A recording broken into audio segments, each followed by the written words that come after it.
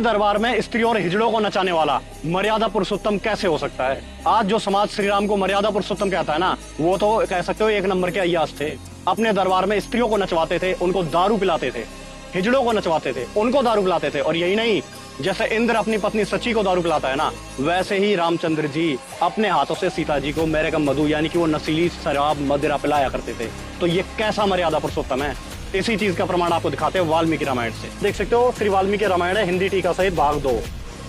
इसके अंदर आप आएंगे उत्तरकांड सर्ग 42। श्री रामचंद्र जी बैठे सीता जी को बाएं हाथ से ग्रहण कर पवित्र व मेरे मधु यानी कि आप संस्कृत में देख सकते हैं मधु मेरे कम यानी कि मेरे कम मधु शराब पिलाई। अब कई लोग कहेंगे भाई मेरे कम मधु तो पेय पदार्थ भी हो सकता है, मीठा पानी भी हो सकता है। उसका भी आपको प्रमाण दिखाएंगे आगे कि श्री रामचंद्र जी ने पिलाया यानी कि मेरे कम मधु शराब उनको पिलाई। जैसे सची को इंद्र पिलाते हैं, वैसे जैसे इंद्र अपनी पत्नी को दारू पिलाता है ना, वैसे राम ने सीता जी को दारू पिलाई। फिर भांति भांति के मांस खिलाया, विधिवत भांतियों के मीठे मीठे फल वहां रखे थे, उनका भी आहार करा। भाई दारू पी रहा तो चखना भी तो चाहिए। जैसे स्नैक लिया हुआ ना आज के लोग, नमकीन वगैरह ले आए, कुरकुरे ले आए, वैसे वो मांस और ये फल वगैरह रखते थे दारू गैल। श्री रामचंद्र जी के व्यवहार से सेवक लोग अति सीख लाए कि मांस वगैरह फल वो सारे लेके आए उनके लिए।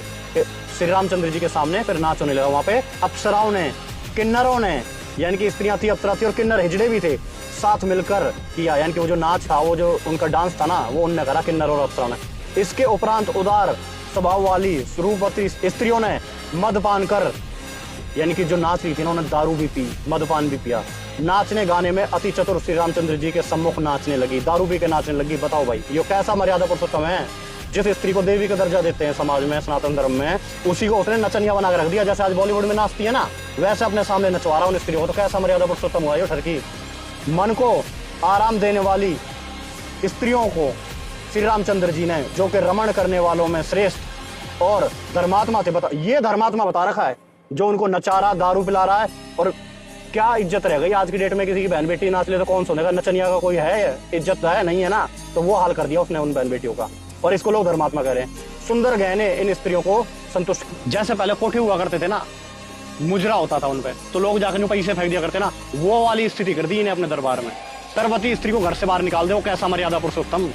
आज की डेट में जो ज्यादा इसको मर्यादा पुरुषोत्तम मान रहा है ना, किसी का दामाद उसकी बेटी ने प्रेग्नेंट करके घर से बाहर काट दे तो उसे मान लियो मर्यादा पुरुषोत्तम है। आरती तार ली उसकी, नहीं कर सकते ना, तो ये हम इसे एक्सेप्ट क्यों कर रहे हैं? कबीर साहब वो पूर्ण परमात्मा है जिन्होंने पूरी सृष्टि रची है, वही आदि राम है। राम जात के ठाकुरा, कृष्ण जात अहीर और ब्रह्मा जात कुमार है, वो सबका बाप कबीर। आप YouTube पर सर्च करें संत रामपाल जी महाराज YouTube चैनल पे, और जाने वो तत्व ज्ञान जिससे आपका पूर्ण मोक्ष हो सकता है, आपका उद्धार हो सकता है, और आप एक सभ्य समाज के निर्माण में अपनी भागीदारी दे सकते हैं। सब्सक्राइब।